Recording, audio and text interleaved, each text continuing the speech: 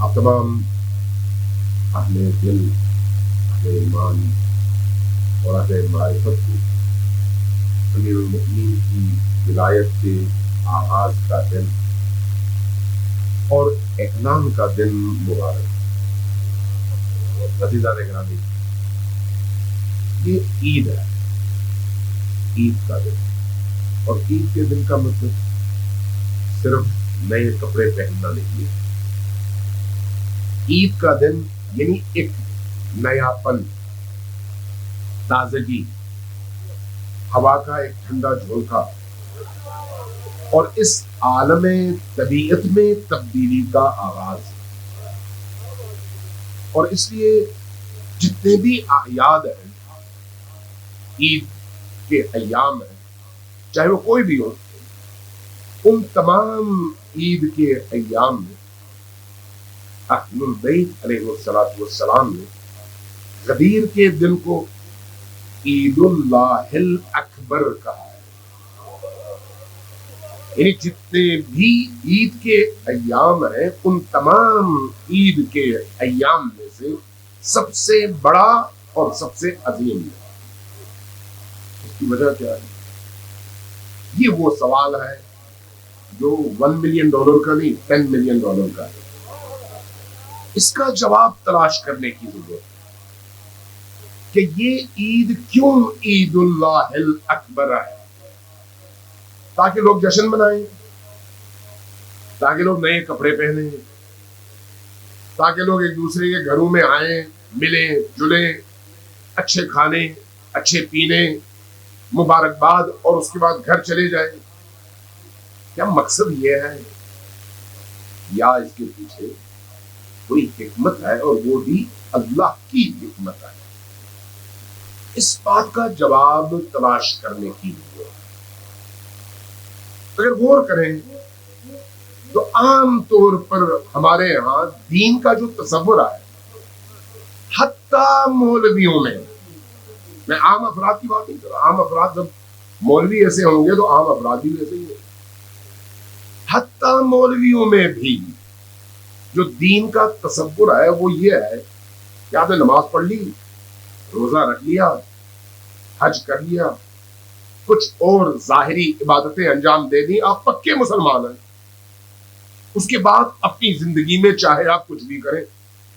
تو گویا اسلام ان چند عبادات کا نام ہے جو مسلمان معاشرے میں صدر اول سے لے کر اب تک رائج ہے، اس کو کہا گیا اسلام۔ جبکہ یہ اسلام کے کچھ ظاہری احکام ہیں، روح اسلام نہیں ہے۔ روح اسلام کچھ اور ہے۔ روح اسلام کا مطلب کیا ہے؟ مغز، ہدف، مقصود، مقصد، وہ علت غائی، آخری علت جس کی وجہ سے اللہ نے اس کائنات کو پیدا کیا ہے۔ اس کائنات کو ایک حکیم اللہ نے خلق فرمایا ہے۔ وہ حکیم اللہ اس پورے نظام کا خالق ہے۔ سورج کا نظام، تاروں کا نظام، نظام شمسی، کہکشانوں کا نظام، زمین اور آسمان کا نظام، خود زمین کے اندر جتنے نظامات کار فرما ہے، ان تمام کا خالق۔ ہر ایک پر جب آپ غور کرتے چلے جاتے ہیں تو محسوس کرتے ہیں کہ یہ خود اپنی جگہ ایک پوری دنیا ہے۔ عمر صرف ہو جاتی ہے اس کو سمجھنے میں۔ کس نے کیا؟ اللہ نے۔ کیوں کیا؟ ایک بڑے ہدف کی خاطر۔ یہ سارا جو نظام بنایا کس کے لیے بنایا؟ فرشتوں کے لیے نہیں، جنات کے لیے نہیں، حیوانات کے لیے نہیں، کس کے لیے؟ انسان کے لیے۔ یہ سارا نظام عالم انسان کی خاطر خلق کیا گیا ہے۔ یعنی اس پورے نظام کا وہ جو مقصود غائی ہے تخلیق میں، وہ انسان ہے، انسان کے لیے۔ اب اس انسان کو کس مقصد کے لیے خلق کیا ہے؟ جو اس کا جی چاہے کرے، ایسے زندگی گزارے جیسے حیوانات گزارتے ہیں۔ آج 8 ارب انسان ہیں، ان 8 ارب انسانوں کے رہن سہن اور ان کی زندگی کو دیکھیں تو حیوان اور ان میں آپ کو فرق کیا نظر آتا ہے؟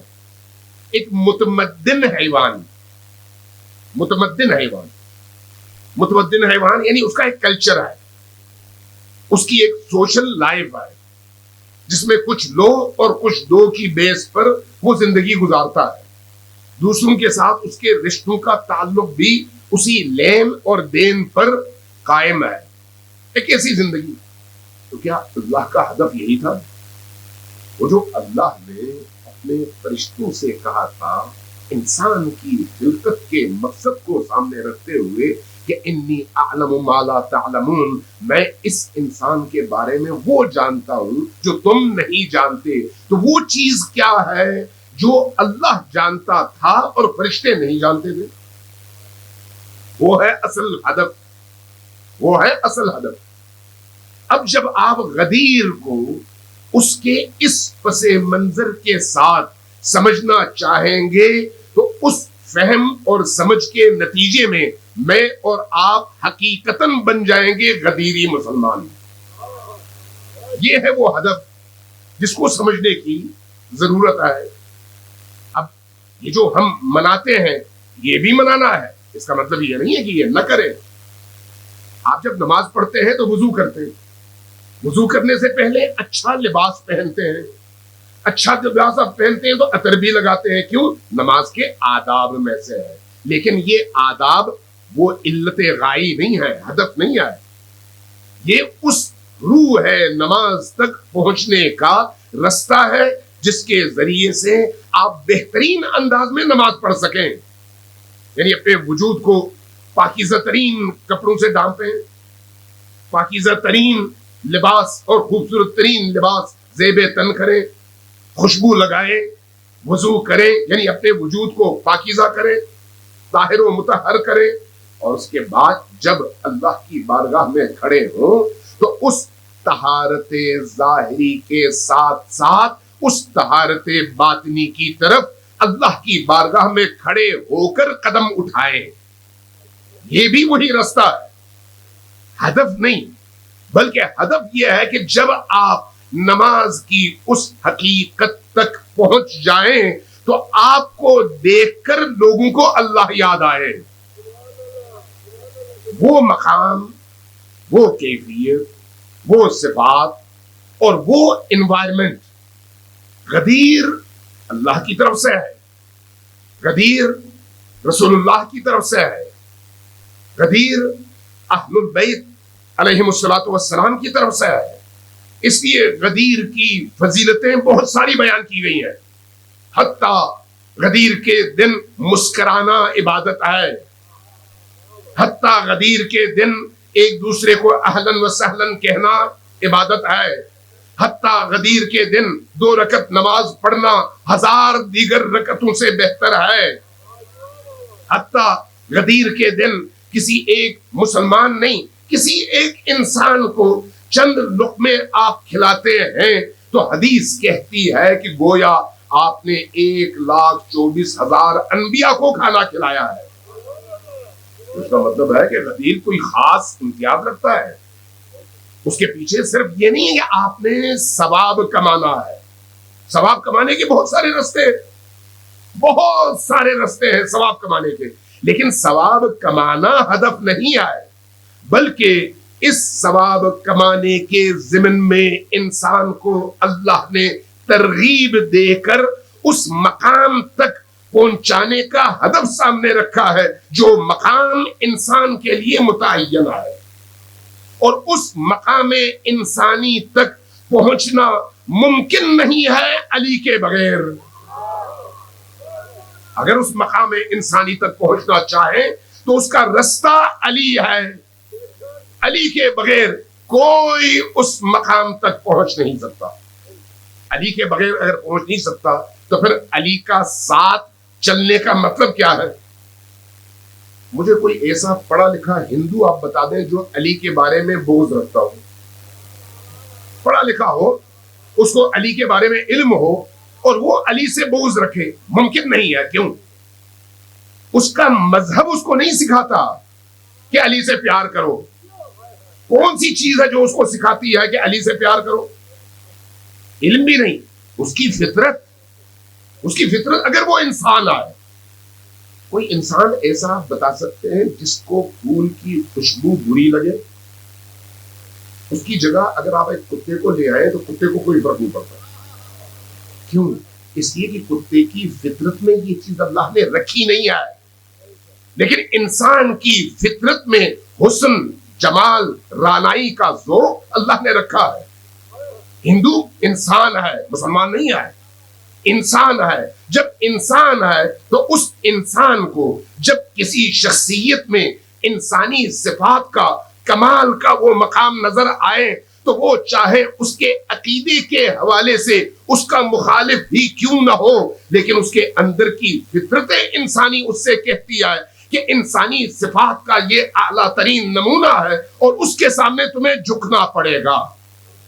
یہی وجہ ہے کہ کوئی ہندو اگر پڑھا لکھا ہو اور سمجھتا ہو، اگر اس کو پتا ہو کہ علی کون ہے، اگر اس کو پتا چلے کہ علی کن صفات کا حامل ہستی کا نام ہے، تو ممکن نہیں ہے کہ وہ علی سے دور رہے، اگرچہ بت پرست ہو.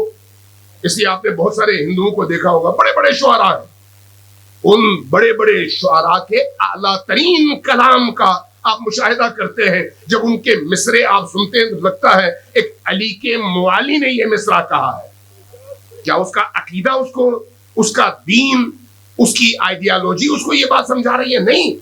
اس کی شناخت، علی کے بارے میں شناخت، اگرچہ وہ بت پرست ہے اور علی بت شکن ہے، علی بت شکن، وہ بت پرست، لیکن علی کے اندر موجود ان انسانی فضائل کے کمال کو دیکھ کر وہ بھی علی کی بارگاہ میں خضوع کرنے پر مجبور ہے. یہ ہے فطرت انسانی. اس لیے جب ہم کہتے ہیں علی کے ساتھ چلنا ہی انسان کو نجات کی ساحل تک پہنچاتا ہے، تو چلنے کا مطلب یہ نہیں ہے کہ آپ علی کی تعریفیں کریں تو آپ علی کے ساتھ ہیں. وہ ہندو بھی تو تعریف کرتا ہے. اگر آپ کسی سکھ سے پوچھیں وہ بھی تعریف کرتا ہے. میں آپ کو سکھوں کی ایک پوری لسٹ بتا دیتا ہوں جنہوں نے علی کے بارے میں بہت کچھ کہا ہے. ہندوؤں کی لسٹ بتا دیتا ہوں، حتیٰ مسیحیوں کی آپ کو لسٹ بتا دیتا ہوں. جارج جردہ دیکھ لیں کتنا بڑا اہل علم، محقق، تاریخ دان اور ریسرچ اسکالر تھا. اس نے جو علی کے حوالے سے کتاب لکھی ہے، کیا کسی مسلمان نے لکھی ہو؟ مسیحی تھا، ابھی چند سال پہلے اس کا انتقال ہوا. اس کا مطلب یہ ہے کہ علی کے ساتھ چلنے کے لیے صرف یہ کافی نہیں ہے کہ علی کے اوصاف آپ کو پتہ چل جائے اور آپ علی کی تعریف میں علی کے اوصاف بیان کر کے مطمئن ہو جائیں کہ اب میری نجات ممکن ہے. یہ زینہ ہے، یہ زینہ، یہ رستہ ہے، ہدف نہیں ہے. اس رستے پر چلے بغیر آپ اس ہدف تک پہنچ نہیں سکتے. اس لیے حب علی عبادت ہے کہ علی کی محبت ہی آپ کو نجات تک پہنچا سکتی ہے. علی سے محبت کیے بغیر آپ اس نجات تک پہنچ نہیں سکتے. لیکن محبت کرنا کافی نہیں ہے، اس محبت کے نتیجے میں علی تک پہنچنا ضروری ہے. علی تک پہنچا کیسے جائے؟ یہ ہے وہ سوال جس کا جواب ہم سب کو تلاش کرنا ہے. آج غدیر کا دن، غدیر کے ایام، غدیر 3 دن ہے. اس لیے ان 3 ایام میں دنیا بھر میں بڑی تعداد میں ایسے لوگ ہیں جو ہر وہ کام کرتے ہیں جس سے عید والا ماحول پیدا ہو، خوشی والی کیفیت پیدا ہو. اس لیے یہ کام کرنا چاہیے، لیکن اس کو مقدمہ سمجھنا چاہیے. اسی طرح جس طرح سے نماز کا مقدمہ وضو ہے، وضو کرنے کے بعد نماز نہ پڑھے تو پھر وہ مقدمہ کسی کام کا نہیں ہے. جشن منائیں ضروری ہے، واجب ہے، اس لیے کہ مقدمہ ہے. خوبصورت کپڑے پہنے واجب ہے، اس لیے کہ مقدمہ ہے. عطر لگائیں واجب ہے، جشن منائیں واجب ہے، ایک دوسرے کے ہاں آئیں جائیں واجب ہے، ضرور کریں، اس لیے کہ اس ولایت کا مقدمہ یہ ہے. ولایت کیا ہے؟ ولایت وہ ہے جس کا اعلان غدیر میں کیا گیا اور انکار سقیفہ میں کیا گیا. غور کیجیے گا اس بات پر. جس کا اعلان غدیر اور انکار سقیفہ میں. تو کیا علی سے محبت کرنے والے نہیں تھے؟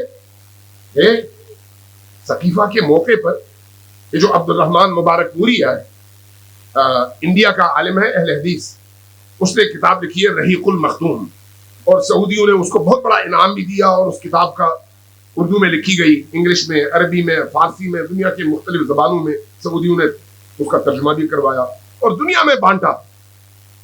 میں حوالہ اس کتاب کا دے رہا ہوں، اس کی وجہ یہ ہے کہ ایک سلفی وہابی اہل حدیث عالم نے لکھی، اور وہ بھی اس خطے کے، وہ کہتا ہے کہ ثقیفہ کا جب واقعہ ہو رہا تھا، جب سب لوگ ثقیفہ میں جمع تھے، علی اپنے گھر، تو ابو سفیان آئے علی کے پاس اور کہا، میں ان کے جملے دہرا رہا ہوں، یہ ذہن میں رکھیں، اپنی طرف سے نہیں کہہ رہا ہوں، کہا کہ علی کے پاس آئے ابو سفیان اور کہا کہ یا علی، خلافت رسول کی نص کے مطابق آپ کا حق ہے،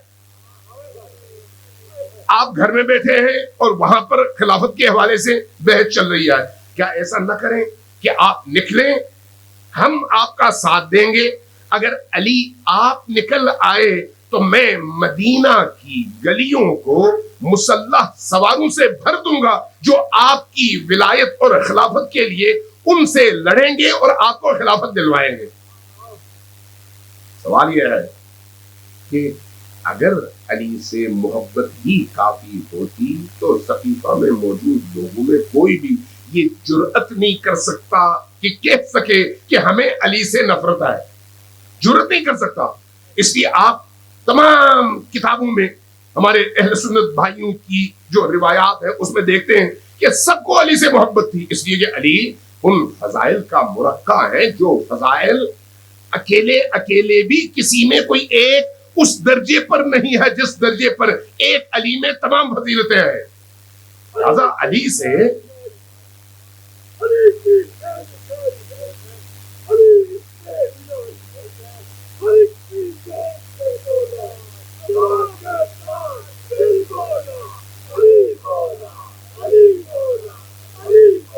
جزاکم اللہ، ایک دفعہ ذرا اونچی آواز سے صلوات بھیجیے بر محمد و آل محمد۔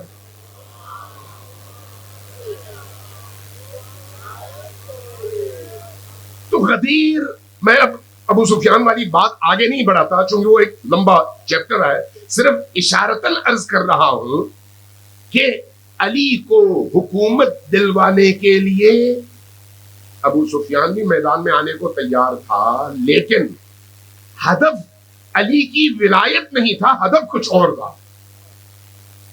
ثقیفہ میں بھی جو لوگ اس خلافت کی بندر بانٹ میں مصروف تھے، وہ لوگ دل سے علی کی تمام تر خصوصیات کے معترف تو تھے، اس لیے کہ جب دیکھ رہے ہیں کہ دن ہے تو دن کو کیسے وہ کہیں کہ رات ہے، جھٹلا نہیں سکتے۔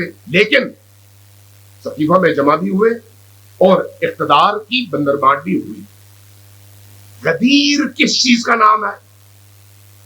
1,24,000 انبیاء اللہ کی طرف سے بشریت کی تقدیر کی تعمیر کے لیے جو نظام پروان چڑھا رہے تھے، اس نظام کی تکمیل کا نام غدیر ہے۔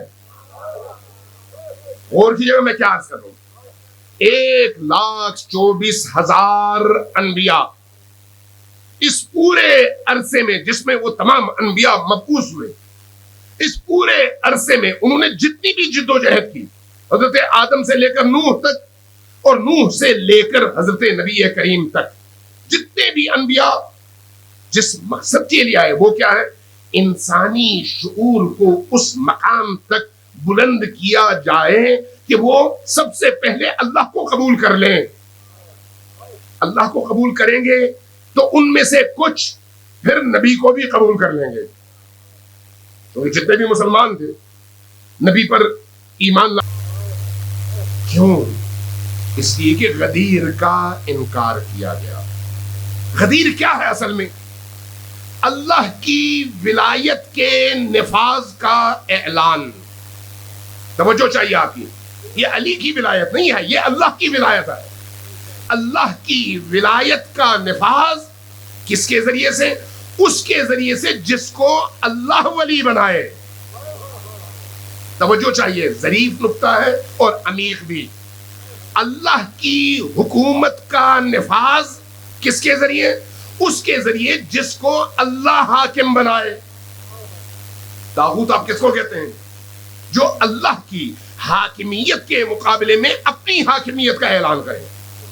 اللہ جس کو حاکم بنائے اس کے مقابلے میں خود کھڑا ہو جائے. طاغوت یعنی اللہ کی حکومت اور اللہ کی حاکمیت کے مقابلے میں کھڑے ہونا. علی کو ہم کیوں کہتے ہیں ولی خدا؟ نعرہ نہیں ہے، یہ سسٹم ہے اور نظام. اس عالم کو اگر اللہ نے اپنے اس خلقت کے آخری مقصد تک پہنچانا ہے تو اس تک پہنچانے کے لیے فرد بھی ایسا چاہیے اور افراد بھی ایسے چاہیے جو خود اللہ کی ولایت کو اٹھانے کے متحمل ہو سکیں اور اس کی شرائط پر پورا اتر سکیں. لہذا انتخاب بھی اللہ نے کرنا ہے. اب میں یہاں پر بریکٹس میں ایک جملہ عرض کروں. میں نے کہیں پر کچھ علماء کرام سے، اہل سنت علماء کرام سے میں نے بات سنی تھی آیت اللہ عبد الحسین امینی سے، صاحب الغدیر. انہوں نے کہیں پر کسی محفل میں جب اسی طرح کی اہل سنت اور اہل تشیع علماء کی گیدرنگ تھی تو کہا کہ ہم چائے تو پئیں گے لیکن کسی ایسے متنازع موضوع پر بات نہیں کریں گے. سب جمع ہو گئے، کافی دیر بحث اور گفتگو رہی عام موضوعات پر. پھر کسی نے یہ موضوع چھیڑ دیا. انہوں نے فرمایا کہ میں نے پہلے بھی شرط رکھی تھی کہ اس موضوع پر کوئی نہیں بولے گا. کہا نہیں، اب ذرا اس موضوع پر بول لیں کہ علی کو آپ کیوں خلیفہ سمجھتے ہیں اور اول سمجھتے ہیں. فرمایا کہ چلے ٹھیک ہے، اس کو رکھو ایک طرف. مجھے یہ بتاؤ کہ اللہ تبارک و تعالیٰ نے اس عالم میں کسی کو بھیجنا ہے، کیا اس پر سب کا عقیدہ ہے؟ کہاں ہے؟ وہ کون ہے؟ کہا امام مہدی. امام مہدی نے جو آنا ہے انہوں نے کیا کرنا ہے؟ زمین پر اللہ کی خلافت قائم کرنی ہے. زمین پر اللہ کی خلافت قائم کرنی ہے. کہا جب قائم کرنی ہے تو وہ کون ہوگا؟ کہا کہ اللہ اس کا انتخاب کرے گا اور بھیجے گا. کہا ایسا نہیں ہو سکتا کہ میں اور آپ مل کر اپنے میں سے کسی ایک کا انتخاب کر لیں اور اس کو مہدی قرار دے دیں. تو کہا کہ نہیں، یہ نہیں ہو سکتا. کیوں؟ اس لیے کہ وہ خلافت اللہ کے حق، اللہ کا حق ہے، اللہ کے ہاتھ میں ہے. اس لیے وہ اسی کو بھیجے گا جو اس کا اہل ہوگا. تو کہا اگر آخری خلیفہ کے لیے یہ شرط ہے تو پھر پہلے خلیفہ کے لیے شرط کیوں نہیں آئے؟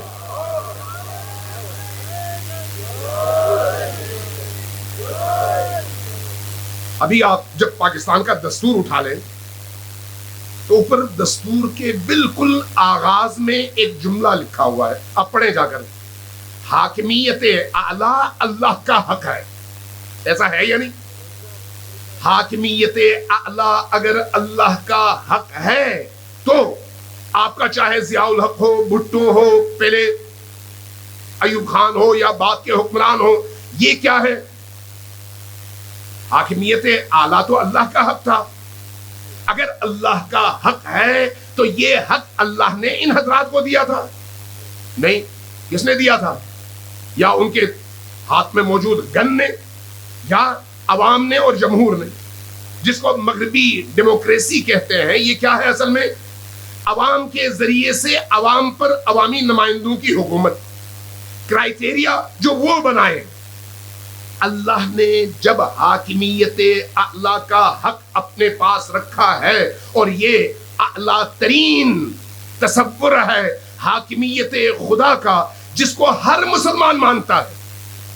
آپ کا آئین کسی شیعہ نے تو نہیں لکھا، تمام مسلمانوں نے مل کر لکھا ہے اور اس میں اسی توحیدی پہلو کو اجاگر کیا ہے کہ حاکمیت اعلیٰ اللہ کا حق ہے.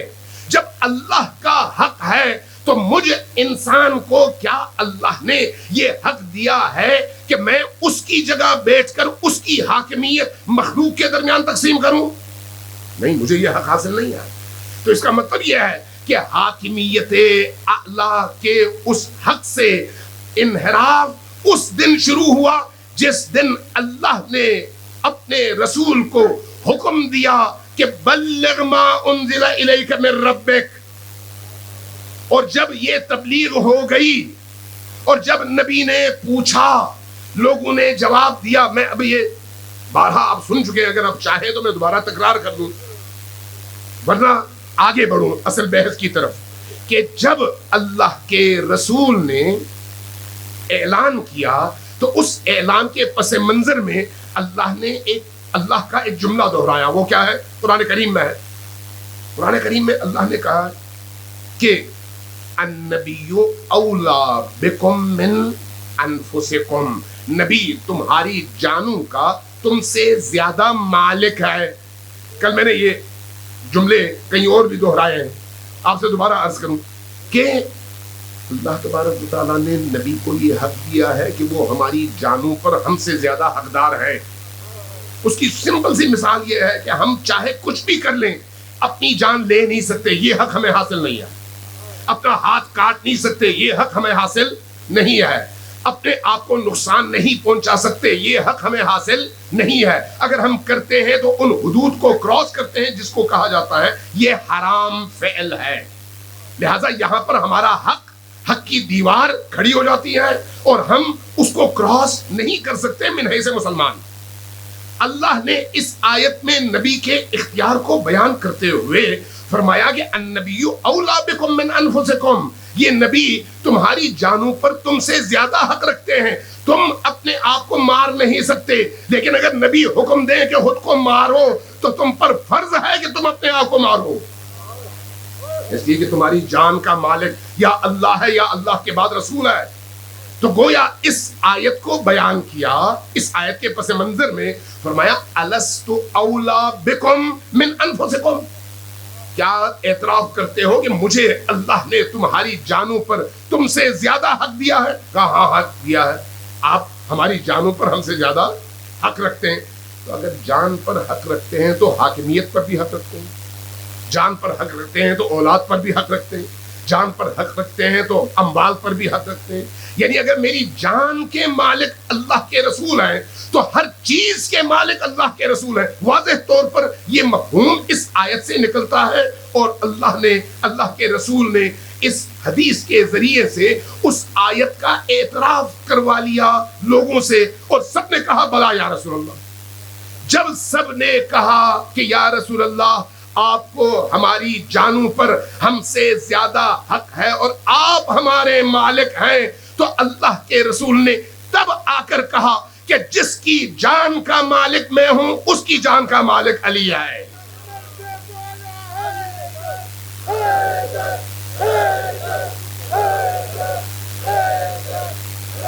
یہ کیوں کہا؟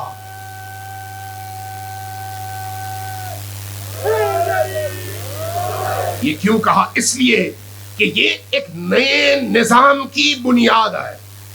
نظام کی بنیاد.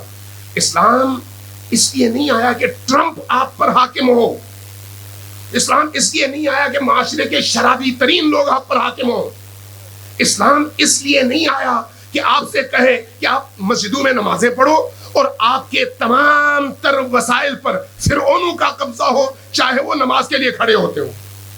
اسلام کیسے برداشت کرتا ہے؟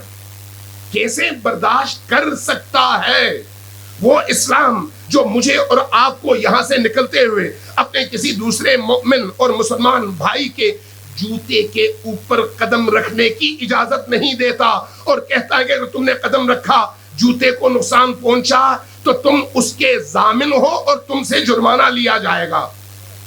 جو اسلام یہاں تک آپ کو پابند کرتا ہے, جو اسلام یہاں تک کہ ایک کمرے میں اگر 10 بندے بیٹھے ہوئے ہوں تو آپ کو روکتا ہے کہ سگریٹ نہ پیو, اس لیے کہ سگریٹ کی یہ فضا سب کی ہے, تم ایک فرد اپنے لیے سب کی فضا کو آلودہ نہیں کر سکتے.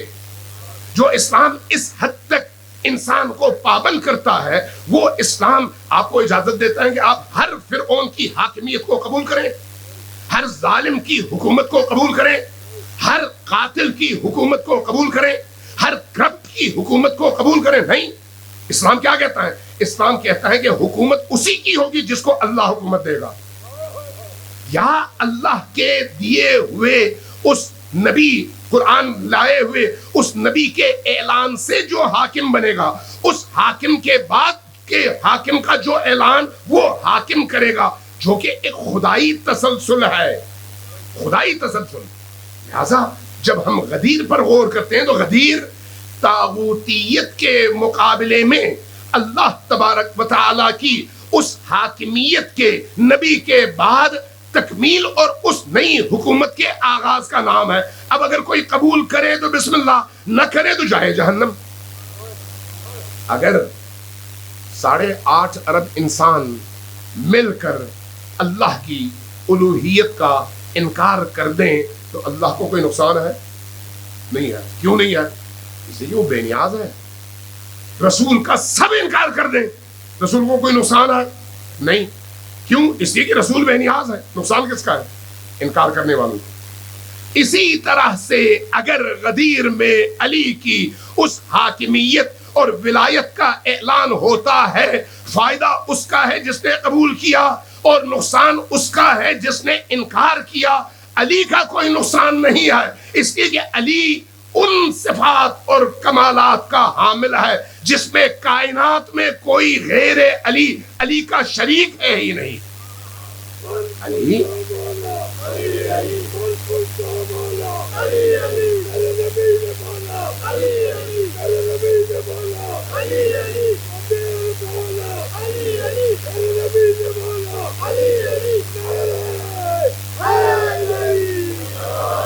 لہذا غدیر اس الہی نظام کے نفاذ کا نام ہے.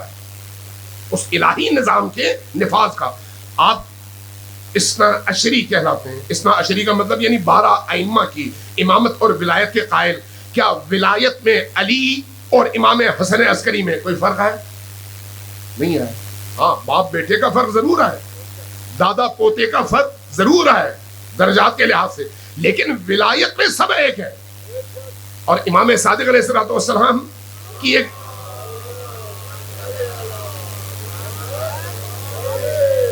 حدیث کا ترجمہ کر دیتا ہوں چونکہ باتیں بہت ہیں اس لیے کہیں ادھر ادھر میں نہ چلا جاؤں. فرماتے ہیں کہ میری علی سے 2 نسبتیں ہیں. 2 نسبتیں، ایک باپ اور بیٹے کی نسبت اور ایک ولی کی نسبت اور ولایت کی نسبت. فرمایا یہ جو میں فرزند علی ہوں، فرزند علی ہونا میرے لیے فضیلت ہے، لیکن علی کا موالی ہونا مجھ پر فرض ہے. فرض. اگر علی کا موالی کوئی نہیں ہوتا تو اللہ کی ولایت سے نکل جاتا ہے. علی کی ولایت یعنی اللہ کی ولایت. اللہ کی ولایت میں داخل ہونے کے دروازے کا نام علی کی ولایت ہے. یہ جو ہم کہتے ہیں علی ولی اللہ، اس کا مطلب یہ نہیں ہے کہ اللہ جس طرح سے پیر، جس طرح سے مختلف قسم کے مختلف بزرگوں کو ہم اپنا پیر اور غوث اور پتہ نہیں کیا کیا مانتے ہیں، اس طرح سے ولایت نہیں ہے. اگر اس طرح کی ولایت ہوتی جس کو عموماً مسلمان معاشروں میں باطنی ولایت کہا جاتا ہے، تو اس ولایت سے تو کسی فرعون کو کوئی نقصان نہیں ہے. اس ولایت سے کسی فرعون، کسی شداد، کسی نمرود، کسی یزید، کسی ابو جہل کو کوئی نقصان ہے؟ کوئی نہیں ہے. کیوں؟ اس لیے ان کو کیا فرق پڑتا ہے کہ کوئی کتنا باطنی طور پر بڑا ولی ہے. ہم اگر ائمہ اثنا عشر کو ولی مانتے ہیں تو وہ ولی ہونا ان کی تکوینی ولایت کو سامنے رکھ کر نہیں، چونکہ وہ تو ہے ہی، کوئی انکار کرے یا نہ کرے وہ ان کو حاصل ہے. جس وجہ سے ہم اثنا عشری کہلاتے ہیں وہ ولایت غدیری ولایت ہے، تکوینی ولایت نہیں ہے. غدیری ولایت کا تعلق حاکمیت علی اور آل علی سے ہے، اس لیے کہ حاکمیت علی کا حق ہے اللہ کے حکم سے، اور اس حاکمیت کو اگر کوئی اور شخص اپنے ہاتھ میں لیتا ہے تو وہ شخص گویا اللہ کے فرمان کے مقابلے میں کھڑا ہوتا ہے، اور جس کو اللہ نے یہ حق دیا ہے اس سے یہ حق چھینتا ہے. اس لیے یہاں پر بات واضح ہو جاتی ہے کہ مسلمان وہ ہے، موحد وہ ہے، مولائی وہ ہے جو غدیری اس ولایت کو اس تصور کے ساتھ قبول کر لے. جو قبول کر لے وہ محمدی مسلمان ہے، جو قبول نہ کرے اس کو سوچنا چاہیے. صلوات بر محمد و آل محمد.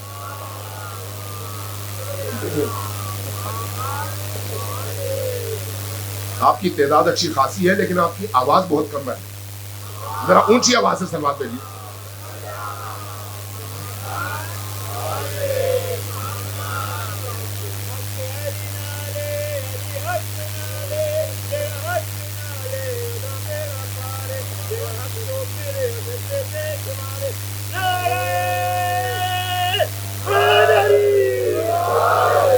حدیث عشق یہ فطرت انسانی کا تقاضا ہے, فطرت انسانی کا, شیعیت کا نہیں.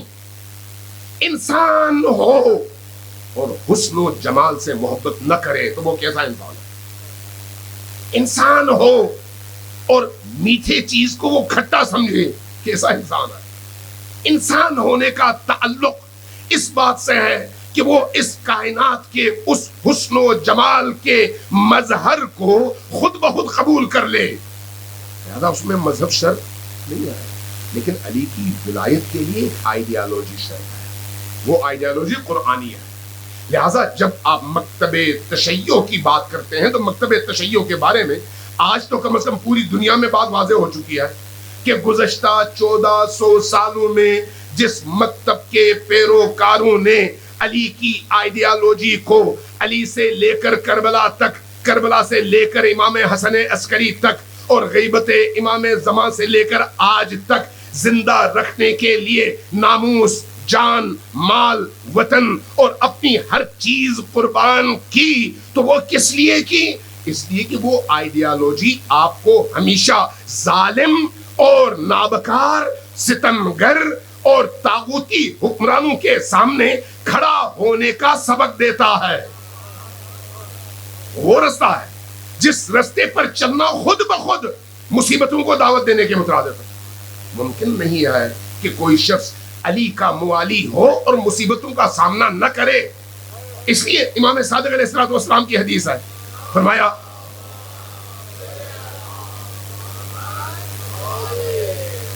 عجیب جملہ ہے, غور طلب جملہ ہے, غور کیجئے اس پر کبھی تنہائیوں میں.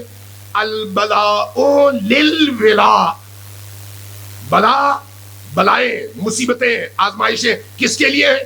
ان کے لیے جو اہل ولا ہوں, جو اہل ولا ہوں. کیسے ہو سکتا ہے کہ آپ ولایت علی کے قائل ہوں اور بت فروشوں اور بت سازوں کے سامنے جھک جائیں؟ علی بت شکنی کا نام ہے, بت سازی کا نہیں. علی ظلم کے خاتمے کا نام ہے, ظلم کے شریک ہونے کا نہیں.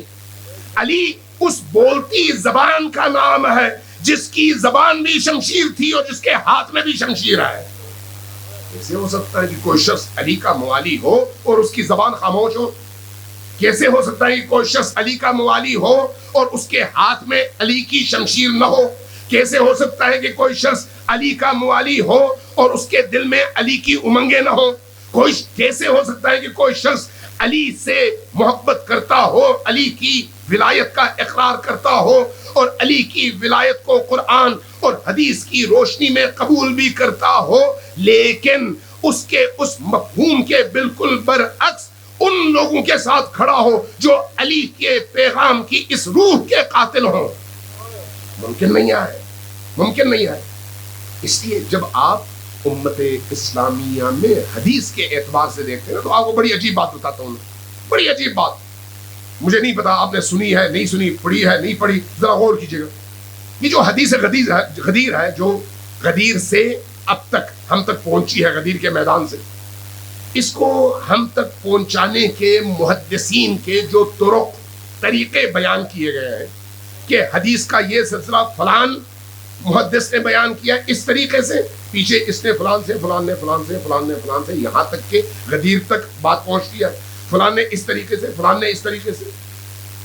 اس وقت بھی اگر آپ حدیث کی کتابوں پر غور کریں تو شیعہ اور سنی میں ایک آپ کو فرق نظر آئے گا, اور آپ کو حیرت ہوگی کہ اہل سنت تو ہم سے زیادہ شیعہ ہیں. آپ کو حیرت ہوگی یہ سن کر کہ وہ ہم سے زیادہ شیعہ ہیں. کیا مطلب؟ مطلب یہ ہے کہ آپ کے پاس جو حدیث غدیر سے, یہی حدیث غدیر, من کنت مولاہ فہذا علی مولاہ, اور اس پس منظر کے ساتھ آپ تک پہنچے ہیں یا پہنچائے گئے ہیں, 30 مختلف طرق کے ذریعے سے 30 اور اہل سنت کی کتابوں میں 110 طریقوں سے منقول ہے.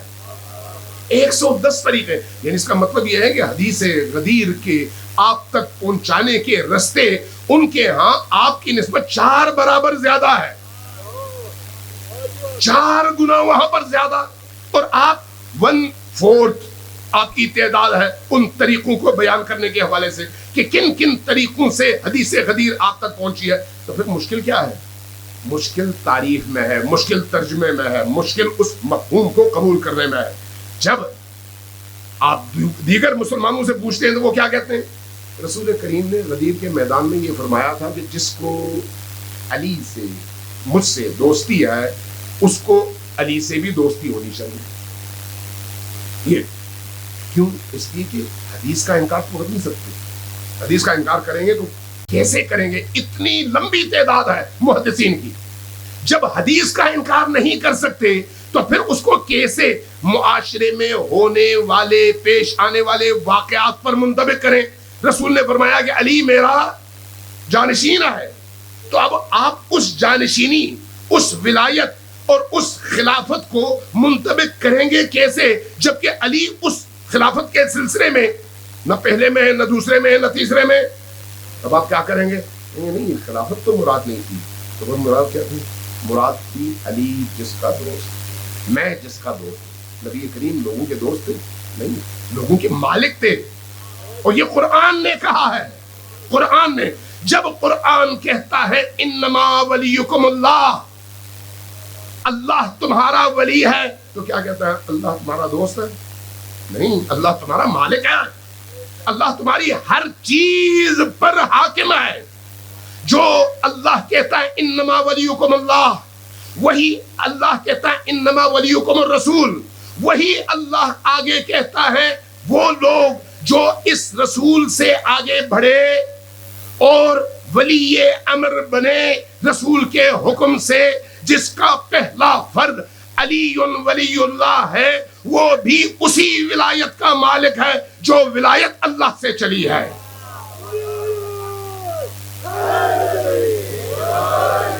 لہذا جب آپ عقائد کے میدان میں اللہ کے تصور حکومت اور حاکمیت کو پیش کرنا چاہیں تو مکتب اہل البیت میں پہلے دن سے لے کر آخر تک تمام چیزیں بالکل کلیئر اور بالکل واضح ہیں.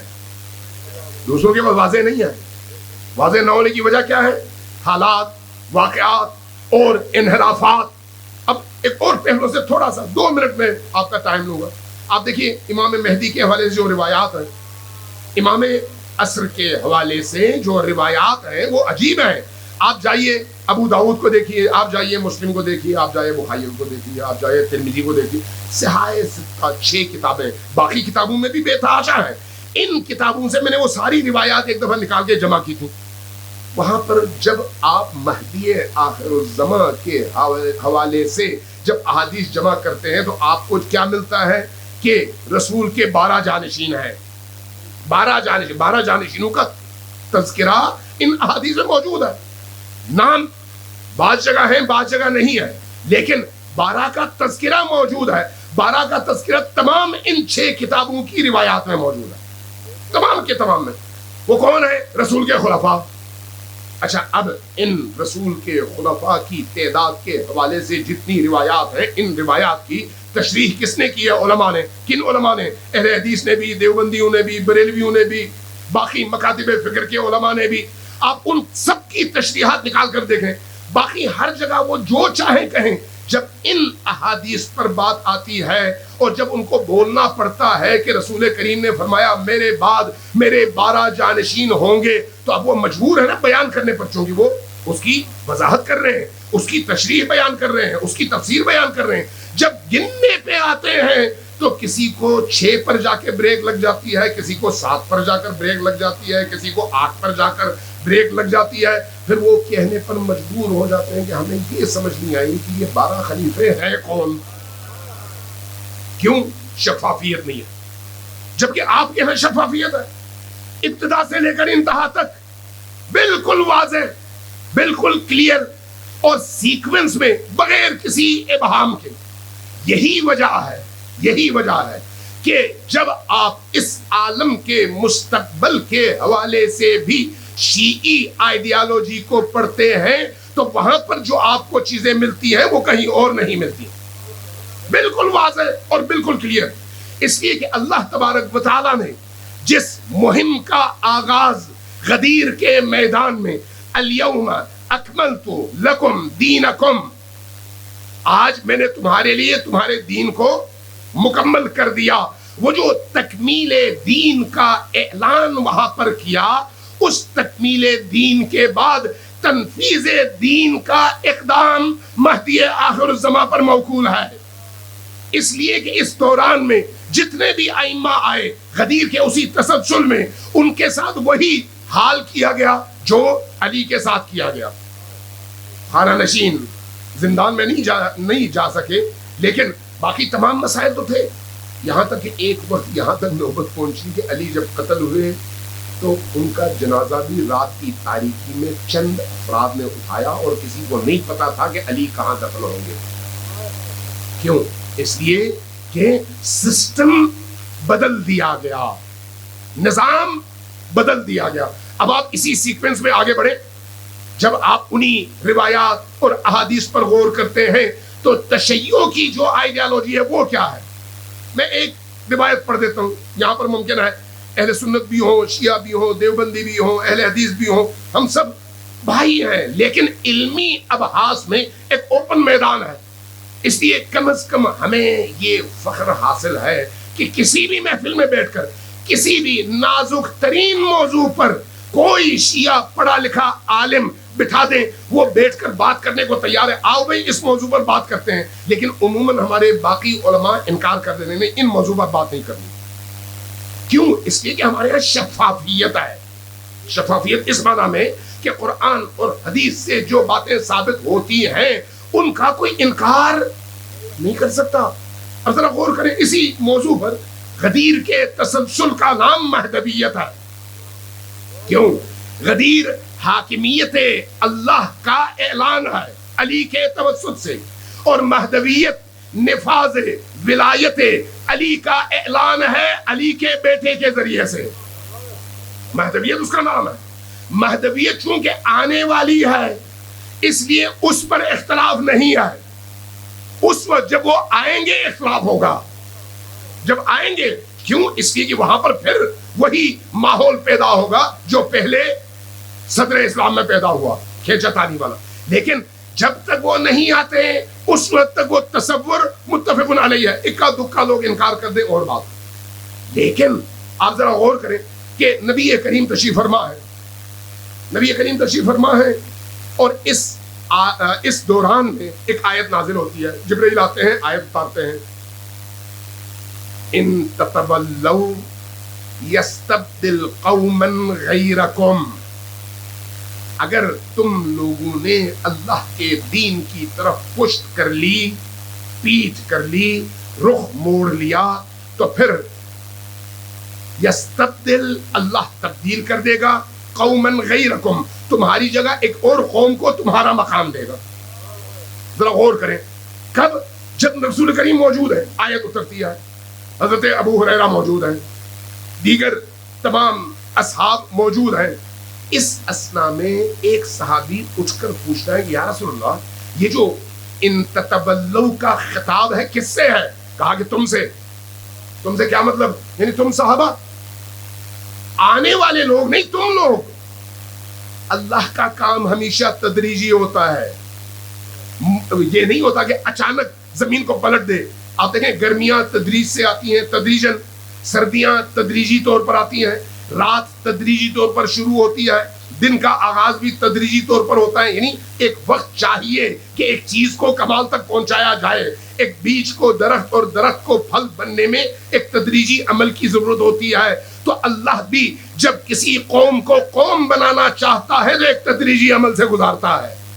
ایک انسان کو بھی نطفے سے انسان کامل بنانا چاہتا ہے تو ایک تدریجی عمل سے گزارتا ہے. فرمایا کہ اگر تم تتولوا، اگر تم نے پشت کر لی، یستبدل قوما غیرکم، تمہاری جگہ اللہ کسی اور قوم کو اٹھائے گا۔ سورہ محمد کی 36ویں غالباً آیت ہے۔ جب یہ آیت نازل ہوئی صحابی نے پوچھا خطاب کون ہے؟ کہا تم لوگ۔ کہا یا رسول اللہ اگر ہم اللہ کے دین کی طرف پیٹ کریں تو اللہ کسی اور قوم کو اٹھائے گا؟ کہا وہ قوم کون سی ہوگی؟ بخاری کی روایت، مسلم کی روایت، مسلم کے علاوہ کوئی 6-7 معتبر ترین اور متقن ترین راویوں نے مختلف کتابوں میں اس حدیث کو اسی آیت کے ضمن میں نقل کیا ہے کہ رسول اللہ نے اس سوال کے جواب میں ادھر ادھر دیکھا سلمان فارسی بیٹھے ہوئے ہیں، تو سلمان کی طرف اشارہ کر کے کہا کہ تم عرب جب انکار کر دو گے اور پشت کر لو گے تو نتیجتاً اللہ تبارک و تعالی اس کی قوم کو اٹھائے گا اور اس کی قوم کو وہ مقام دے گا جو مقام اللہ تمہیں دینا چاہتا تھا۔ کب کی روایت ہے یہ؟ 1400 سال پرانی، 1400 سال پرانی۔ یہ جو روایات ہیں یہ کیا کہتی ہیں؟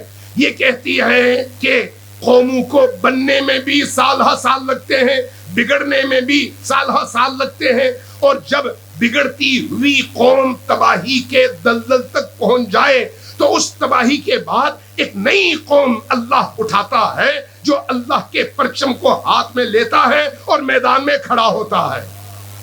آج آپ غور کر لیں، اللہ تبارک و تعالی نے غدیر کا پرچم علی کے ہاتھ میں دیا، علی کے بعد حسن کے ہاتھ میں، حسن کو مجبور کر دیا گیا حسین کے ہاتھ میں، حسین نے شہادت کے ذریعے سے اس پرچم کو لوگوں کے دلوں میں گاڑ دیا، ہاتھوں میں نہیں، ہاتھ سے گر بھی جائے دلوں میں وہ علم زندہ ہے، وہ پرچم زندہ ہے۔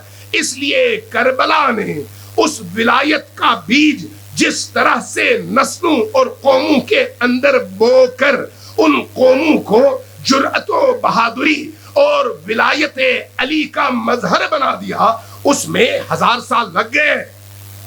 میں ایک چھوٹی سی مثال دیتا ہوں، چھوٹی سی مثال، علی کی ولایت پر بات ہو رہی ہے۔ حضرت ابو ذر شیعہ اور سنی سب مانتے ہیں یعنی رسول کریم کے جلیل القدر ترین صحابہ میں سے، نبی کریم کے بعد سخت ترین حالات سے گزرے، سخت ترین حالات سے، نبی کریم کے صحابی ہیں۔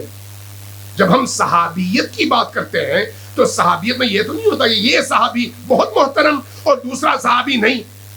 جب آپ صحابیت کو کہتے ہیں کلہم عدول، جب آپ کہتے ہیں صحابی یعنی عصمت، بعض اوقات یہ کہا جاتا ہے یعنی وہ چاہے کچھ بھی ہو ان کا گناہ معاف ہے، چاہے کچھ بھی ہو ان کے بارے میں آپ کچھ نہیں کہہ سکتے۔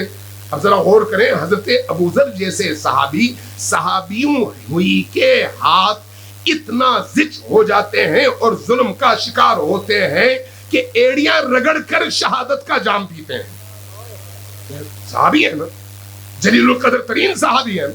کس جرم میں؟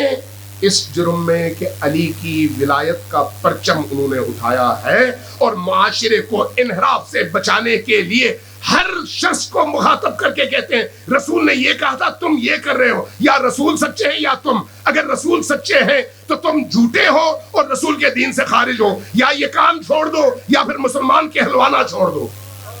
یہ ابو ذر کی تبلیغ ہے، اسی وجہ سے مدینے سے ان کو نکالا جاتا ہے، اسی وجہ سے کئی بار ان کو شہر بدل کر دیا جاتا ہے۔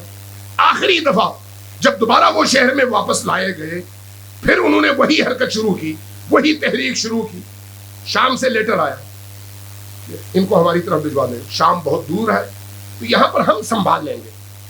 ابو ذر کو تاریخ کہتی ہے کہ ایک اونٹ پر سوار کر دیا گیا اور اونٹ کے اوپر پالان نہیں تھا، اس کیفیت میں کہ جس کے ہاتھ میں اونٹ کی باگ تھی وہ دوسری سواری پر ہوگا تو چلتے چلتے یہاں تک کہ صرف نماز اور کھانے کے لیے اتارتا، اس کے بعد دوبارہ سوار کر دیتا اور لے کے چلتا۔ جب شام پہنچے تو تاریخ کہتی ہے کہ حضرت ابو ذر کے پنڈلیوں کا گوشت پگھل چکا تھا۔ کس جرم میں؟ علی کی محبت اور اس محبت کے نتیجے میں بولتی شمشیر زن زبان شمشیر علی، اس جرم میں شام میں پہنچے۔ ایک عرصہ گزرا، دیکھا بھی شام میں تلاطم برپا کر دیا، ہر ایک کو قرآن کی آیات پڑھ پڑھ کر سناتے اور پھر حکمرانوں اور عمال اور ان تمام صاحبان اقتدار اور ثروت کے کردار کھول کھول کے بتا دیتے بھئی قرآن نے یہ کہا تم یہ کر رہے ہو، کیا قرآن سچا ہے یا تم سچے ہو، بتاؤ کیا ہے؟ لوگ بھی سوچتے ہیں، مجبور ہو جاتے ہیں۔ ایک وقت آیا کہ ابو ذر کو تحمل کرنا مشکل ہو گیا۔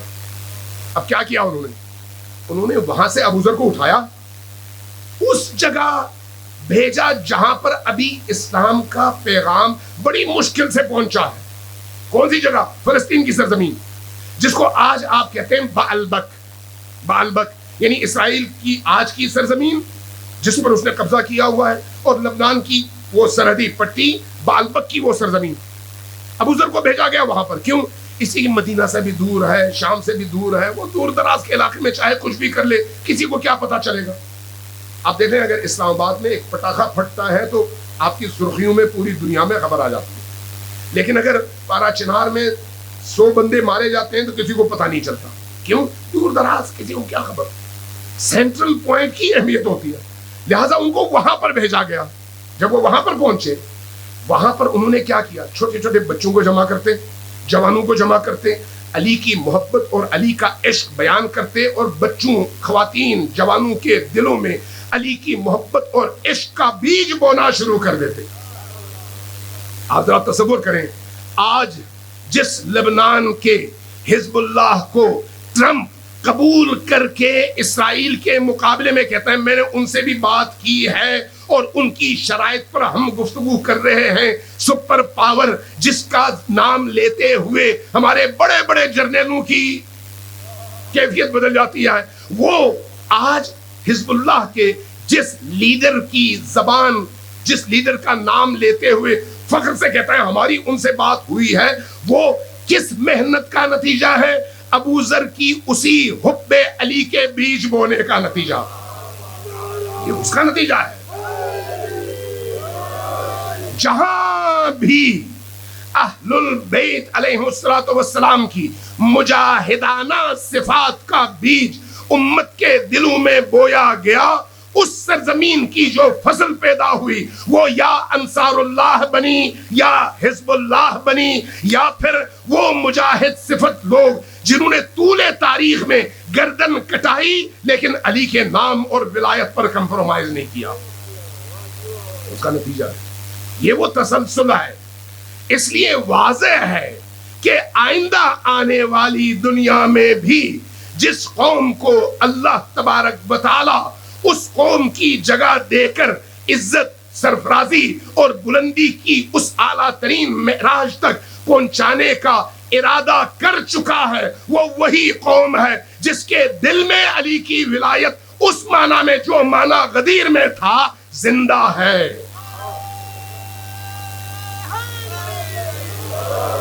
یہی وجہ ہے کہ آج آپ دیکھ رہے ہیں پورے ورلڈ میں، دنیا میں تقریباً 8.5 ارب مسلمان ہیں۔ ان 8.5 ارب میں سے تقریباً 2.5 ارب، 8.5 ارب انسان ہیں، ان انسانوں میں 2.5 ارب کے قریب مسلمان ہیں۔ 2.5 ارب مسلمانوں میں 30 سے 35 سے 40 کروڑ شیعہ ہیں، اور ان 30 سے 40 کروڑ شیعوں کے درمیان ایک ملک ہے جس کی آبادی 9 کروڑ ہے۔ اس 9 کروڑ میں آدھے سے زیادہ تو وہ لوگ ہیں جو کسی چیز کو مانتے ہی نہیں ہیں، تو وہ بھی رہ گئی تعداد آدھی۔ 4 کروڑ لوگوں میں ایمان کے اس مقام پر پہنچے ہوئے لوگوں کی تعداد کروڑوں میں نہیں ہے، بہت کم ہے، لیکن اللہ کا وعدہ ہے کم من فئۃ قلیلۃ غلبت فئۃ کثیرۃ باذن اللہ۔ اللہ جب ارادہ کرتا ہے تو پھر کیا ہوتا ہے؟ چھوٹے چھوٹے گروہوں کو بھی اللہ وہ مقام دے دیتا ہے، ان کے ایمان، ان کی جرأت، ان کی پاکیزگی، ان کے عزم، ان کی استقامت، ان کے شعور اور ان کے عمل کی وجہ سے کہ گروہ چھوٹا ہوتا ہے اور دنیا میں اپنے سے کئی بڑے گروہوں پر اللہ ان کو غلبہ اس طرح سے دیتا ہے کہ ساری دنیا انگشت بدنداں رہ جاتی ہے۔ اس وقت ہم امناً یہ صورتحال دنیا میں دیکھ رہے ہیں۔ کس لیے؟ اس لیے کہ علی کی ولایت کی وہ توجیہ جو غدیر میں تھی اور سقیفہ میں جس کا انکار کر دیا گیا تھا، اس توجیہ اور اس پیغام کو ولایت کے اس سلسلے نے طول تاریخ میں زندہ رکھا، اور اس کے بعد جب خمینی بت شکن اس دنیا میں آئے تو انہوں نے کتابوں میں دفن اس عقیدے اور اس نظریے کو انسانوں کی زندگی کا زندہ عقیدہ بنا دیا، اور اس کے نتیجے میں ان 40 سالوں میں وہ قافلہ جس کا آغاز نبی کے گھر سے چند لوگوں کے ذریعے سے شروع ہوا تھا، چند لوگ جن کی تعداد انگشت شمار تھی، ان 2 ہاتھوں کی انگلیوں سے گننا چاہیں تو وہ تعداد کم ہے، انگلیاں زیادہ، جس تحریک کا آغاز حضرت فاطمۃ الزہرا سلام اللہ علیہا کے گھر سے ہوا، آج وہ تحریک اس مقام پر پہنچی ہے کہ دنیا کے 8.5 ارب انسانوں کی نگاہ میں اگر تمام دنیا کے طواغیت، مستکبرین اور ظالم حکمرانوں کے مقابلے میں کسی میں یہ جرأت ہے کہ ان تمام حکمرانوں کو اپنے جوتوں کے تلے مسلنے کی صلاحیت رکھتا ہو تو وہ وہی قافلہ ہے جس کا آغاز فاطمہ کے گھر سے ہوا اور آج جس کا علم ولی فقیہ کے ہاتھ میں ہے۔ یہ وہ تحریک ہے۔ اس لیے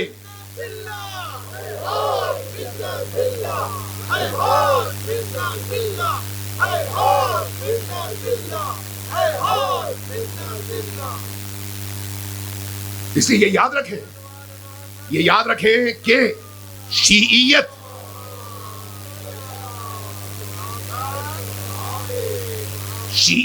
چند عقائد اور چند اعمال کا نام نہیں ہے، غدیر چند دنوں کی خوشی کا نام نہیں ہے، ایک نظریہ ہے، ایک سٹرکچر ہے، ایک بدن ہے۔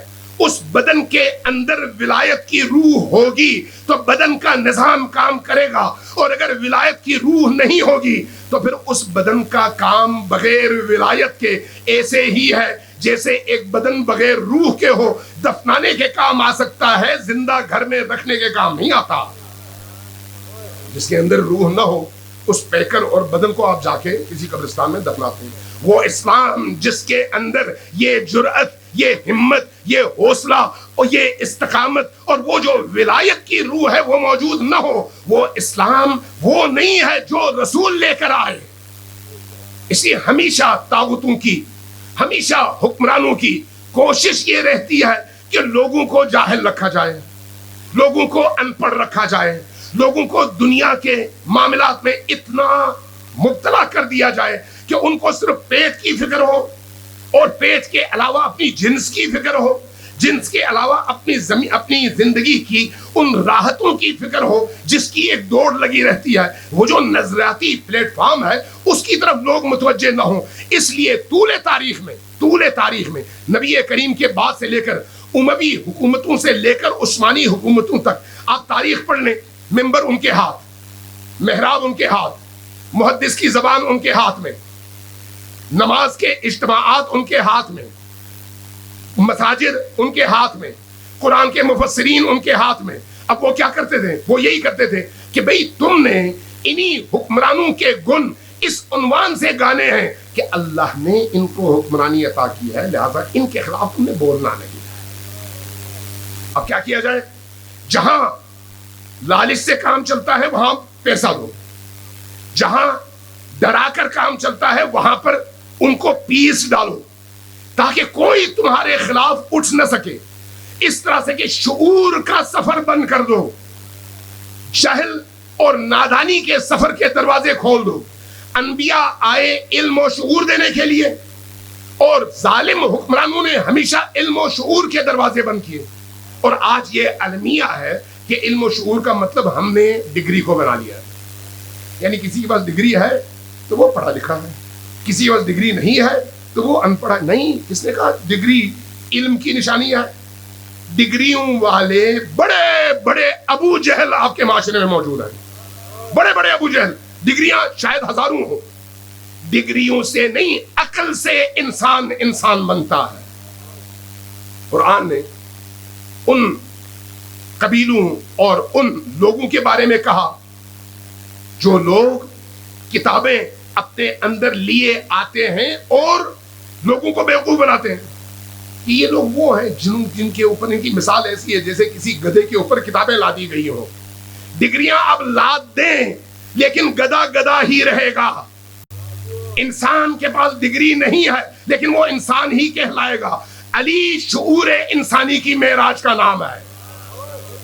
علی انسانوں کو شعور بھی دیتے ہیں, انسانوں کو حوصلہ بھی دیتے ہیں, اور علی کی زندگی کا ایک ایک پل انسانی معاشرے کے لیے انسانی اقدار کے معراج تک پہنچنے کا رستہ ہے.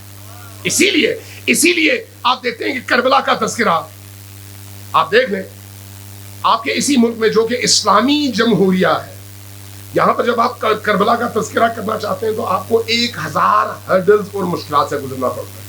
لیکن اگر اسی معاشرے میں آپ اگر جا کر کوئی موسیقی کا اجتماع کرنا چاہیں اور کسی معروف موسیقار اور گویے کو بلا لیں تو سارا معاشرہ امٹ کر آئے گا, اور ساری آپ کی بیوروکریسی, آپ کی اسٹیبلشمنٹ, آپ کے حکمران سب کے سب آئیں گے, اپریشیٹ کریں گے. لیکن جب حسین کا تذکرہ ہوگا تو کوشش کریں گے ہر مرحلے پر ہرڈلز کریٹ کر کے ان کو روکا جائے.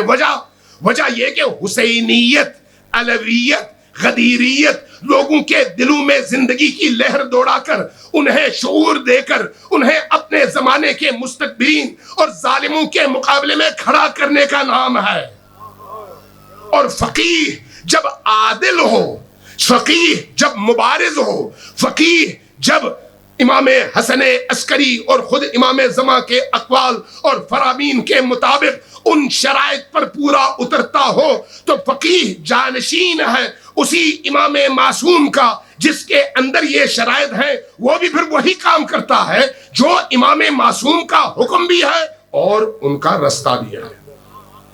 آج آپ نے دیکھا آیت اللہ خامنہ شہید ہوئے, آپ سوچ سکتے ہیں کس طرح کے ان پر الزامات پوری دنیا نے مل کر لگائے, کس حد تک ان کی کردار کشی کی کوشش کی گئی اس پورے 37 سال کے عرصے میں. پہلے امام خمینی کے بارے میں, اس کے بعد آیت اللہ خامنہ کے بارے میں. کیا ان سے بیر تھا؟ ایک کلی اصول سمجھ لیں. میں نے 1-2 دفعہ ٹی وی پہ بھی یہ بات کہی تھی, اس لیے میں تکرارن عرض کرنا چاہ رہا ہوں. تھکے تو نہیں ہیں؟ اگر تھکے ہوئے ہیں تو پھر میں گفتگو ختم کر دیتا ہوں.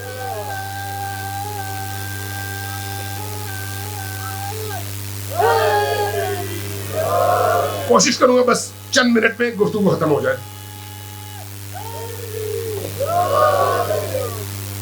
کئی دفعہ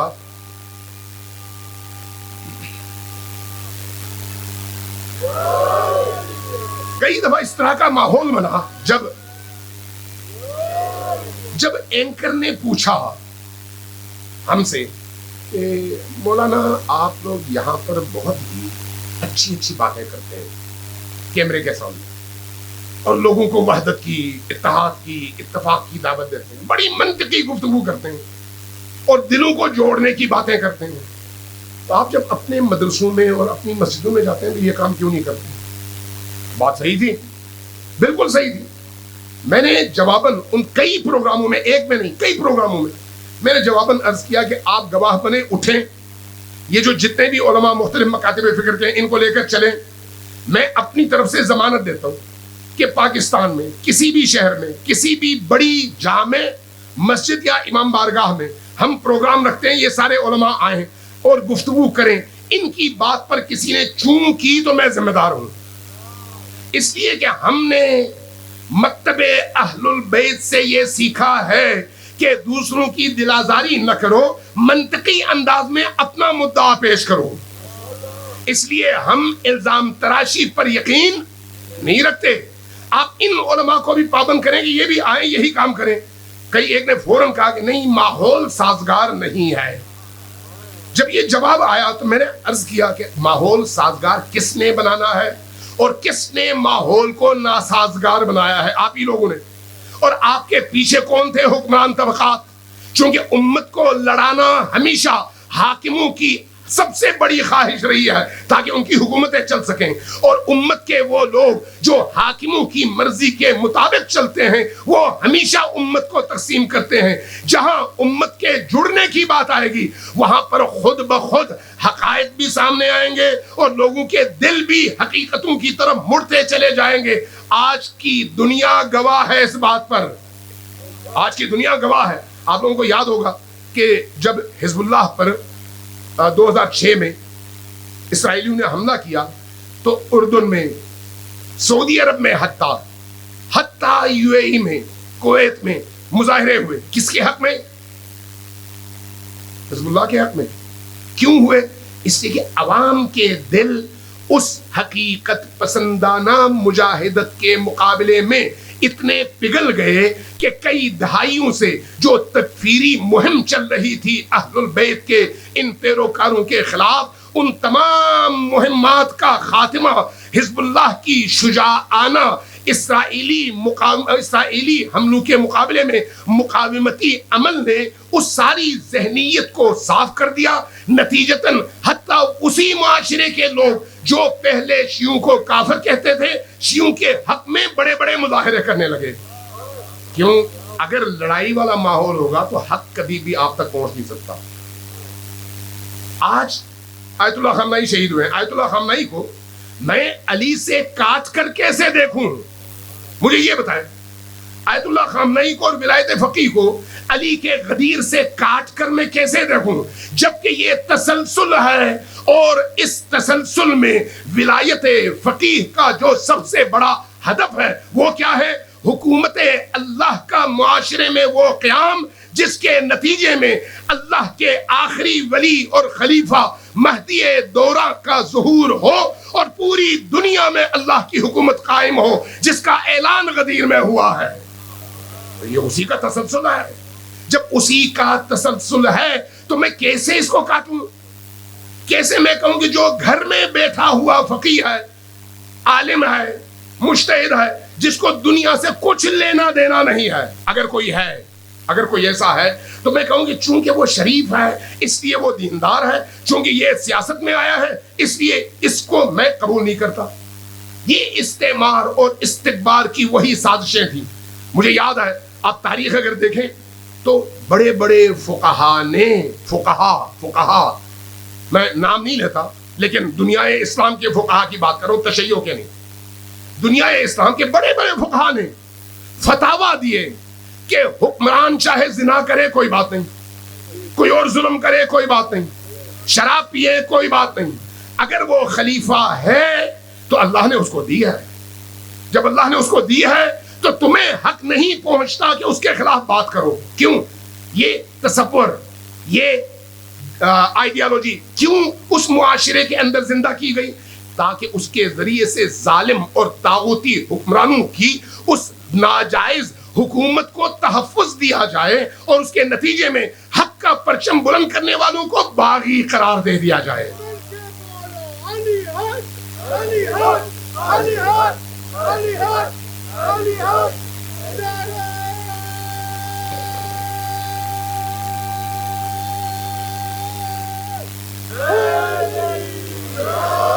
یہ میں آپ کے نعروں کی آواز میں محسوس کر رہا ہوں کہ لوگ تھک گئے ہیں.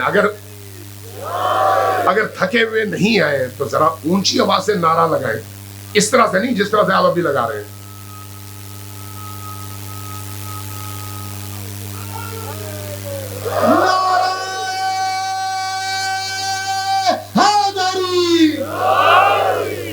آیت اللہ خامنئی نے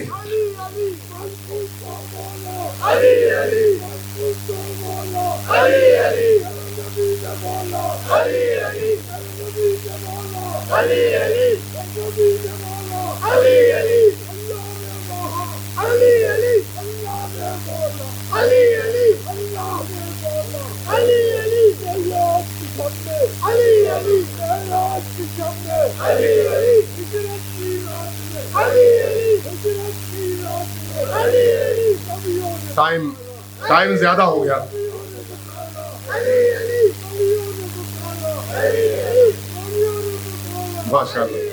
ماشاءاللہ. عزیزان گرامی، تشیع یعنی ظلم کے خلاف میدان میں کھڑے ہونا، یہ ذہن میں رکھیں. تشیع کی روح یعنی طاغوت کے خلاف میدان میں کھڑے ہونا. جس کے دل میں طاغوت کے لیے ذرہ برابر بھی نرمی ہو وہ علی کا پیروکار نہیں ہو سکتا.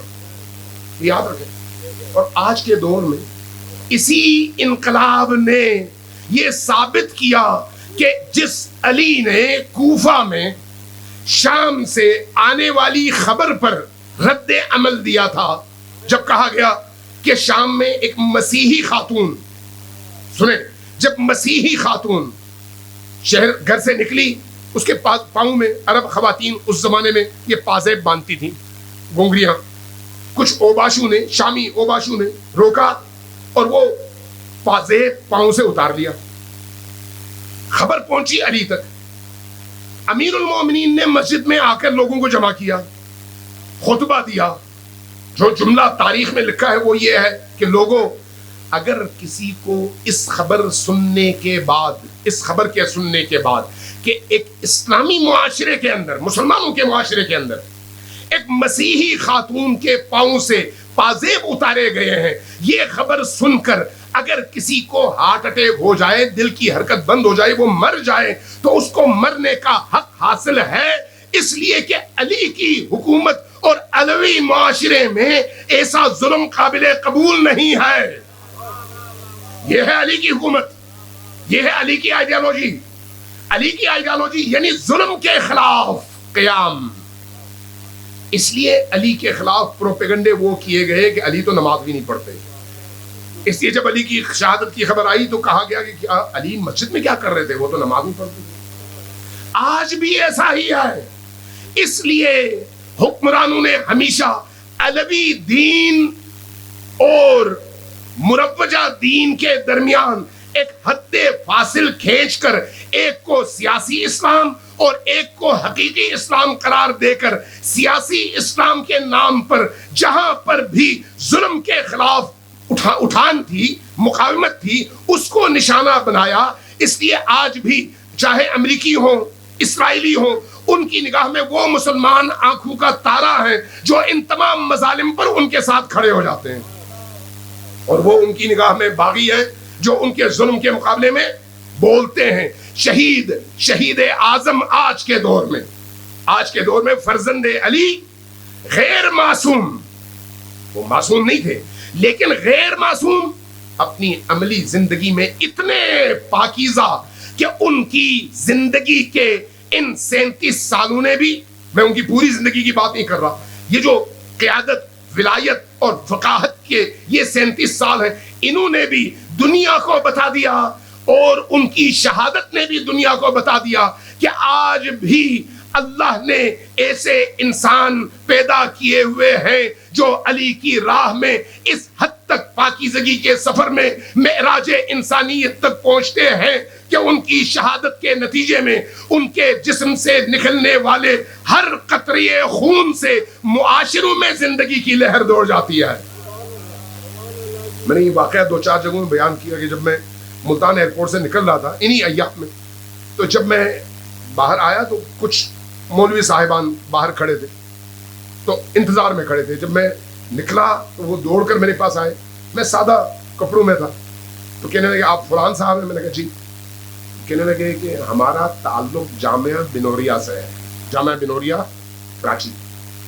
کہنے لگے کہ ہم نے ساری زندگی شیعوں کے خلاف تبلیغات کی ہیں اور ہم سپاہ صحابہ میں رہے ہیں، ہم خود وہاں پر تدریس کرتے ہیں، استاد ہیں، لیکن شہید اعظم، میں ان کی بات کر رہا ہوں، آیت اللہ خامنئی کی شہادت اور اس قوم کی اس مقاومت نے ہمیں بتایا کہ حقیقی مسلمان کون ہوتا ہے۔ ایک واقعہ نہیں ہے۔ میں بھیرے میں نماز کے لیے اترا، مسجد میں گیا، جب میں نکلنے لگا میرے سے جو ساتھی تھے انہوں نے کہا کچھ حضرات آپ کے انتظار میں ہیں، جب سے آپ گئے آدھا پونا گھنٹہ لگ گیا تھا، وہ انتظار میں کھڑے تھے۔ اس سے آپ اندازہ لگائیں کہ لوگوں کے اندر کیا کیفیت ہے۔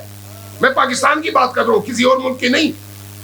جب میں نکلا تو کہنے لگے، بڑے زور و شور اور شوق سے ملے، اسی طرح پہلے انہوں نے تصدیق کی کہ آپ ہی ہیں، اس کے بعد کہا کہ ہم آپ کو مبارکباد پیش کرتے ہیں کہ آپ نے امت مسلمہ کی آبرو بچا لیا ہے۔ کس نے؟ تشیع کے ایک فقیہ نے۔ کیوں؟ ہمارا تو کوئی رول نہیں ہے، لیکن ہم اس کی قربانیوں کا ثمر اس وقت معاشرے میں دیکھ رہے ہیں۔ وہ رستہ ایسا رستہ ہے کہ اس رستے سے جو بھی منسوب ہو جائے اس کو عزت بھی ملتی ہے، سربلندی بھی ملتی ہے۔ اس لیے علی کا رستہ، غدیر کا رستہ، جرأت کا رستہ ہے۔ آپ نے شیخ تیجانی سید ہیں، وہ شیخ نہیں ہے، ڈاکٹر تیجانی کا نام سنا ہے اور ان کی کتاب کا بھی سنا ہے، ڈاکٹر تیجانی، پھر میں ہدایت پا گیا، ثم اہتدیت کے مصنف۔ انہوں نے ایک واقعہ بیان کیا، کہا کہ فلسطین کی اسی جنگ میں میرے ایک اہل حدیث دوست تھے، تو میں ان کے پاس گیا، ان سے ملا، ان کو میں نے اپنی کتاب دی ثم اہتدیت، اور یہ کہہ کر دی کہ یہ کتاب آپ پڑھیں، چونکہ وہ اہل حدیث تھے، مولانا تھے، حافظ قرآن بھی تھے، حافظ مسلم اور حافظ بخاری بھی تھے، بڑے ہی عالم فاضل۔ کہنے لگے میں نے یہ کتابیں دی اور کہا کہ آپ اس کتاب کا مطالعہ کر کے میں جب اگلی دفعہ آؤں تو مجھے بتائیے اس میں کہاں غلطیاں ہیں تاکہ میں اصلاح کر کے چھاپ سکوں۔ ان کا طریقہ یہ واردات۔ بہرحال کہتے ہیں میں ایک عرصے کے بعد دوبارہ گیا، مجھے جانا تھا زیارات پہ، تو زیارات سے پہلے میں نے سوچا میں اس عالم کے پاس جاؤں، میں ان کے پاس گیا، ان سے پوچھا کہ آپ نے وہ کتاب پڑھی گفتگو کے بعد؟ کہا کہ نہیں پڑھی۔ میں تعجب سے پوچھا کہ 200-250 صفحوں کی کتاب ہے اور آپ جیسے عالم کے لیے 2 گھنٹوں کی مار، تو آپ نے کیوں نہیں پڑھی؟ تو انہوں نے میرے چہرے کی طرف دیکھا اور کہا کہ کیا تم چاہتے تھے کہ میں وہ کتاب پڑھ کر شیعہ ہو جاؤں؟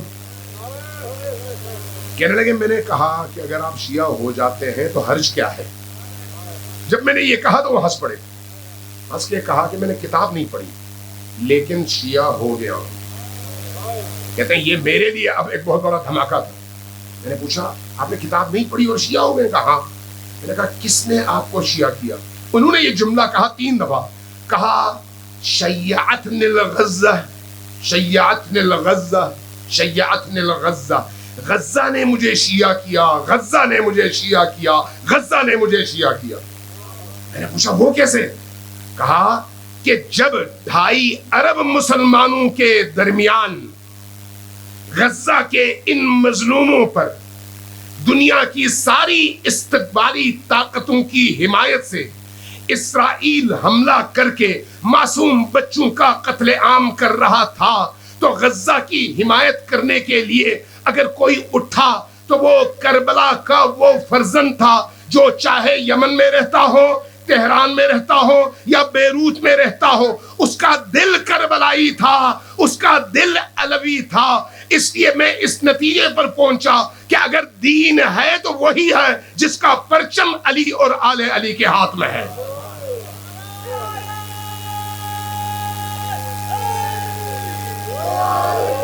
عزیزان من، غدیر اس پرچم کی سربلندی کا نام ہے، اس پرچم کی۔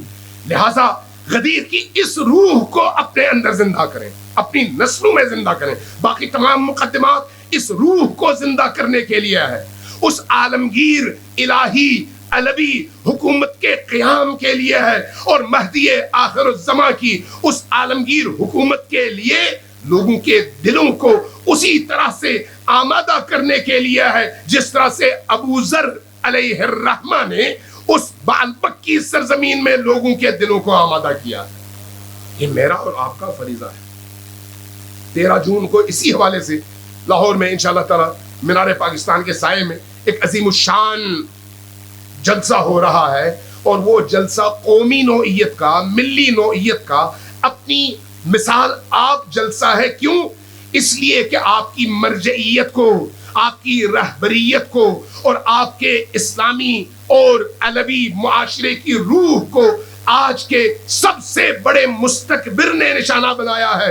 اور علوی روح کا تقاضا یہ ہے کہ یہ دور تقیے کا نہیں ہے، میدان میں سر اٹھا کر علویت کے پرچم کو بلند کر کے یہ اعلان کرنے کا دور ہے کہ ہم علوی ہیں، ہم حسینی ہیں، ہم کربلائی ہیں۔ چاہے ساری دنیا ایک طرف کھڑی ہو جائے، ہم میدان چھوڑ کر بلو میں گھسنے والے نہیں ہیں۔ جان جائے، بچے جائیں، خاندان جائے، نام علی کا بلند رہے، ہم اسی سے زندگی محسوس کرتے ہیں۔ اللہ تبارک و تعالیٰ آپ سب کی ان کاوشوں کو اور آپ کی آمد کو اور اس مجلس و محفل میں تشریف فرما ہونے کو اور آبدی برادران کی ان زحمتوں کو اپنی بارگاہ میں شرف قبولیت عطا فرمائے۔ جب سے ہم بیٹھے ہیں، جتنی دیر ہم نے یہاں پر گزاری ہے، اس کو اللہ اپنی بارگاہ میں عبادت شمار فرمائے، اور ہماری زندگی کے ان لمحات کو علی کی بارگاہ میں ہماری سرخروئی کا ذریعہ قرار دے۔ علی کے قلب مبارک کو ہم سب سے راضی فرمائے، علوی روح کو ہمارے اندر زندہ فرمائے، کربلا کی اس روح مقاومت کو ہمارے اندر زندہ فرمائے، اور ہمیں علی و آل علی کے سائے میں جینا اور انہی کے سائے میں مرنا نصیب فرمائے، اور ہمیں یہ توفیق دے کہ زندگی کے آخری لمحات میں جب ملک الموت آتا ہے اس وقت بھی ہمارے دلوں میں علی کی محبت اور مودت ہو، ہماری زبان پر علی کی ولایت کا اقرار ہو، اور ہماری آنکھیں علی کے جمال پر مرکوز ہو، علی کا دیدار ہمیں نصیب ہو۔ ایک دفعہ صلوات بھیجیے بر محمد و آل محمد۔